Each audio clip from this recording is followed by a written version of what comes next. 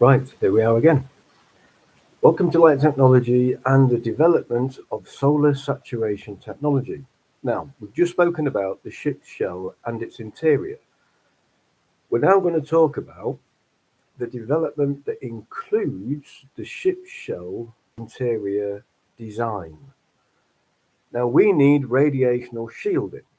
We also need radiational saturation protection. So, the shell is not only designed for the structure that we've just spoken about on the exterior, it's also going to have a design development protection shielding built in. So the protection shielding of solar radiation saturation into the body of the ship is also going to be looked at as a structural development to try and suck out as much energy or electricity of all kinds of conversion rates as well. Now, I haven't spoken into great detail regarding light and a light field that is also included in the shell of the ship.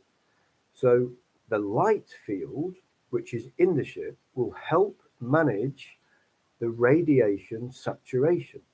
It will also help manage various areas of changing radiation saturation into an energy production as well. So it means that the radiation saturation process and deflection system, which is also included, you've got to remember that the ship is designed to have a magnetic field around it, right? It's also designed to be uh, radiation shielded as well, right? So the interior of the ship doesn't become saturated in um, solar radiation, right? So the structure of the design will be to deflect as much solar radiation that it can deflect and also deal with the saturation that will occur whilst it's out in space. So any saturation of radiation will be included in changing the format of it. So the saturation will come through into the ship, but it will also have a layer of a density where it will stop the passing through of solar radiation. So it will have a structural layer which will it will allow some of the radiation to pass through the structure of the shell, but then it will hit a structural a structure that will deal with the radiation once it's been stopped. Now, the light streaming through the shell of the ship will manage the structure of this saturated radiation, and there will be processes that will either turn it into electrical current or turn it into something which you can flush through the ship. So we've already spoken about design spaces of gaps.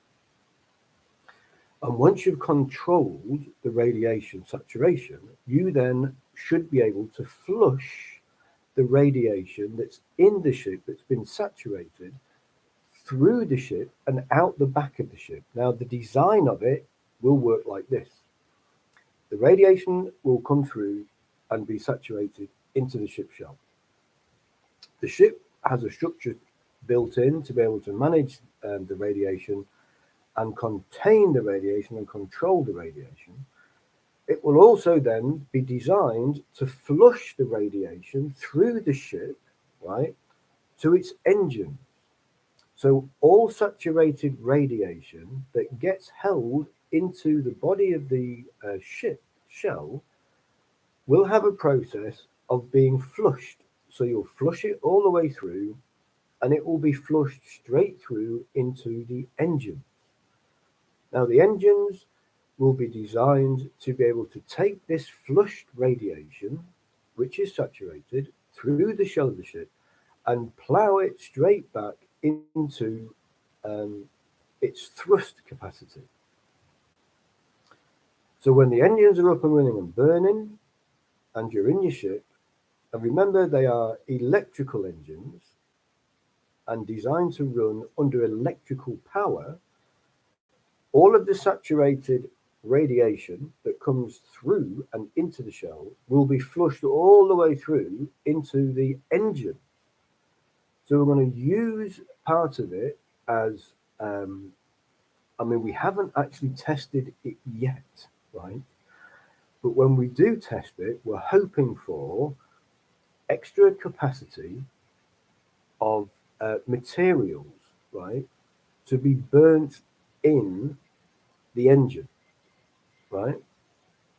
Now, some of it is something which will help flush through the shell, and some of it will be converted into electrical energy, and some of it will be plowed into the engines for burning and ignition or whatever. But it will also eject the radiation back into space through the engine capacity of thrust. So it will come into the ship, it won't dwell and stay in the ship for too long, but it will be there enough for us to get electrical energy from it, electrical power. It will be in there enough to be able to be included in the saturation technology. Now, I do have a design structure under testing, which is a tube which deals with solar saturation. It also deals with energy production from solar saturation, and it also produces a various area of something which is very interesting to the science fiction group. And some of the science fiction team, where it comes to a very, very similar, and I'm laughing, right, a very, very similar Star Trek type environment, where there is a solar saturation tube, right? And it's in the ship, or it's on the ship, and it is an engine, right? It is a solar saturation engine, right? It's got all the technology of all the things I've just been speaking about. It's a round tube. It'll have all the necessary structures of an engine in it. It will have all the necessary structures of a light structure at the front of it, right? And it does sound very Star Trekky, right? And because of solar saturation into it and the conversion into electricity, right? It produces a flushed system into an electrical combustion, and it also flushes space radiation. It flushes it to the point where you might leave, right, a signature in space, where you leave a radiational signature. Now, the radiational signature will come from your engine, and it will be solar radiation saturation flushed through, and it will be part and parcel of the structure of creating energy, right? It's not an engine as such. It does have an engine structure in it which will power thrust and allow you to move forward through space, but it's primarily designed for energy electrical production. And because it's designed for saturation of solar radiation and conversion into electrical current, and designed to be flushed through the structure into an engine, right, back out into space, it also means that the look of it, right, will look very similar to your science fiction designed ships. But it won't work in the manner in which you would think of as science fiction. It's not a light drive to, let's say, warp speed, right? It's not that. It might be in the future until of development, which is vacuum compression ejection. Now, vacuum compression ejection is a jump drive, and it is literally that. It's a jump to a maximum speed to reach a target of a distance. and you charge it up to the point where it is under extreme compression before ejection. And you use it once, and then you've got to charge it up again, and it will compress to a compression rate for injection into an engine, and then exhaust out at great speed. Now, because it's a jump drive development in the solar system, it should produce enough jump capacity whilst moving, that is, to shorten distances in space. So you will hit a certain speed. Now, we already have the knowledge of jet fighters, and we've got the knowledge of hitting certain barriers, and we have the knowledge of G suits and capacities of surviving and all the rest of it. So we're working on the basis of structural G's when it comes to the jump capacity of jump drive force. So we're working on the capacity of the G factor and the safety regulations and the safety factors. And we're going to push it as far as we can go to see what we can manage in space when it comes to these short jumps of certain distances.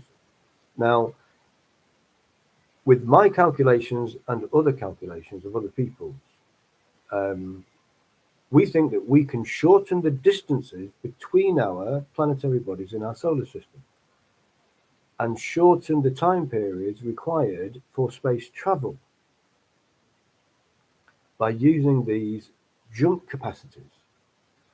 Like I say, it's not science fiction, and you're not going to basically hit warp speed, and you're not going to hit all these areas of various other things.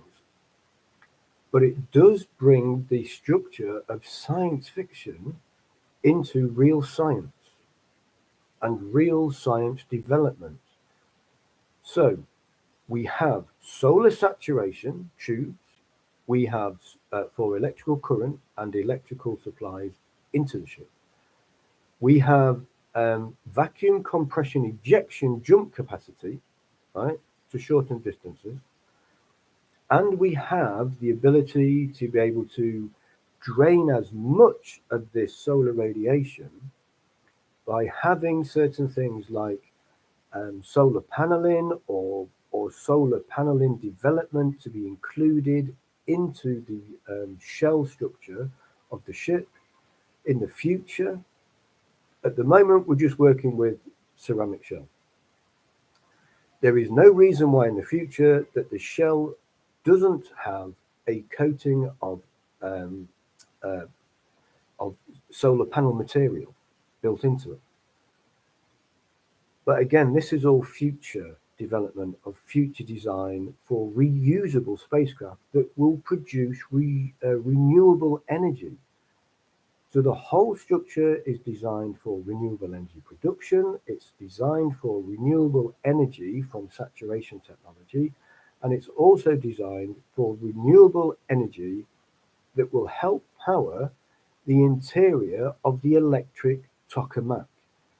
Now, the electric tokamak is designed to produce an electrical energy.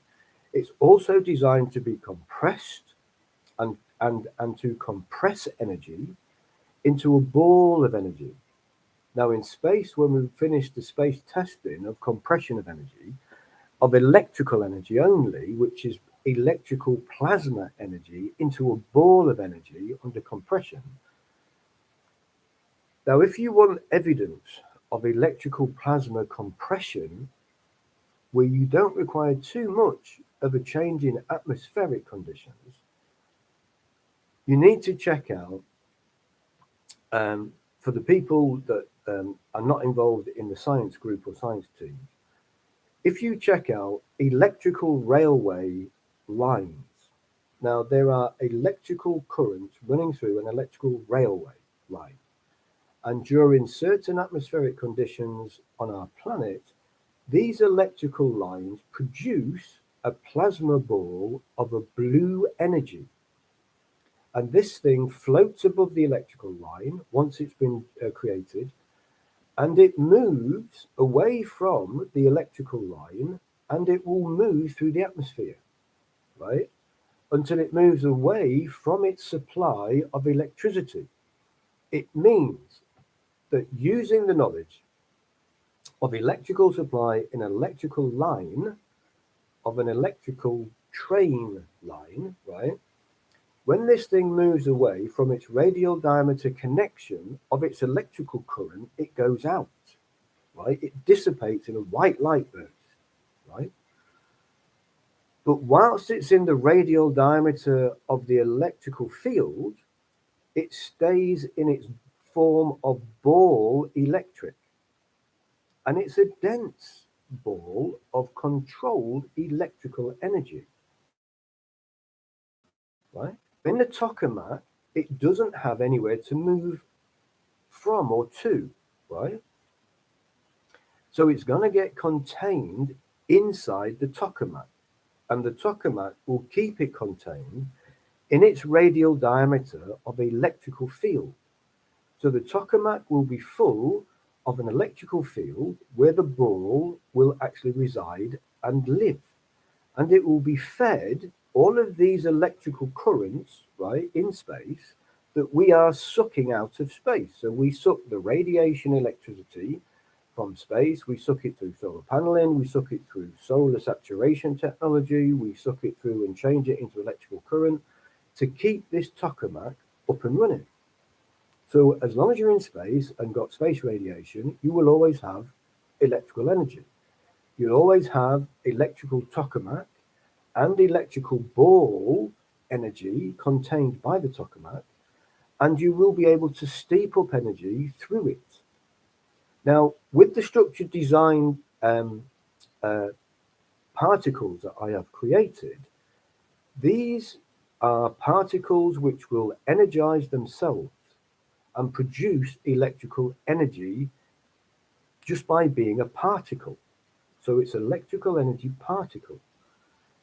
And it operates by itself, but it operates in an electrical field.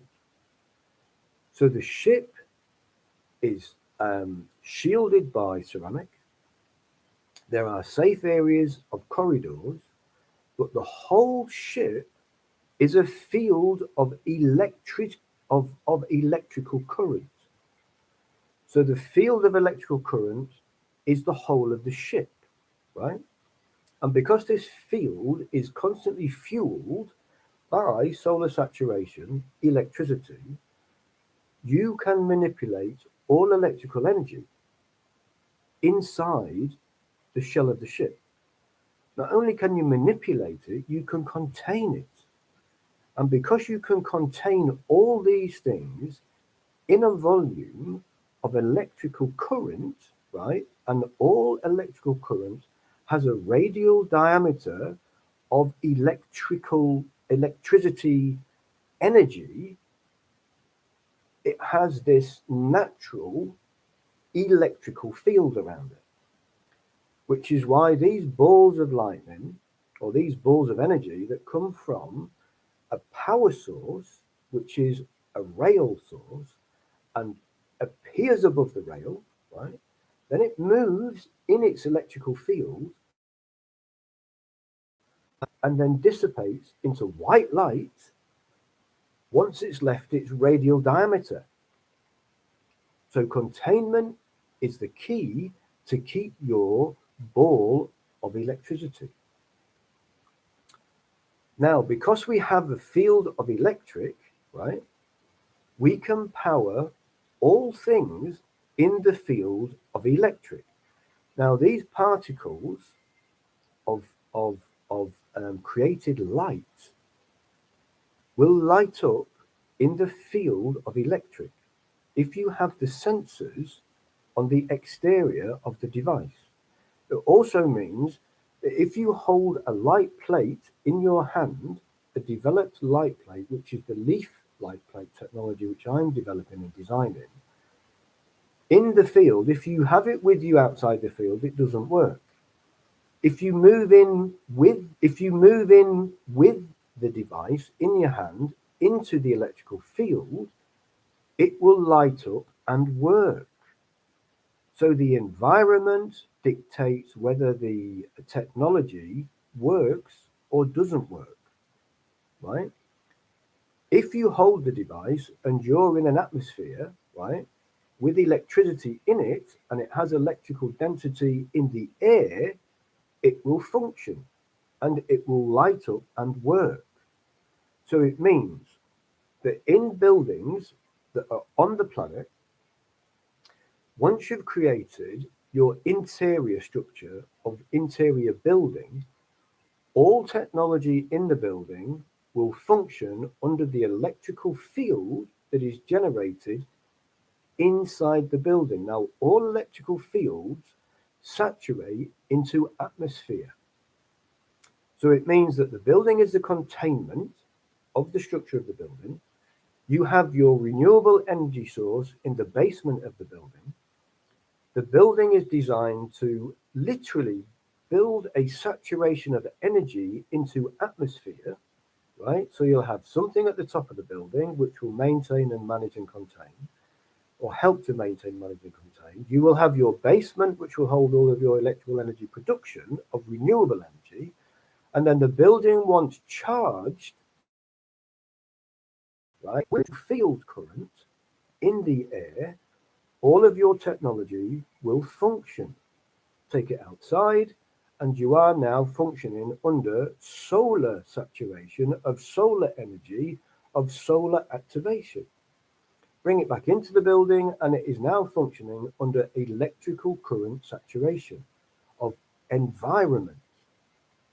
So in all areas, the technology of leaf technology, crystal technology development functions and operates and works in all environments. It will work in natural environment of solar sun activation, and it will work in man-made electric already exist.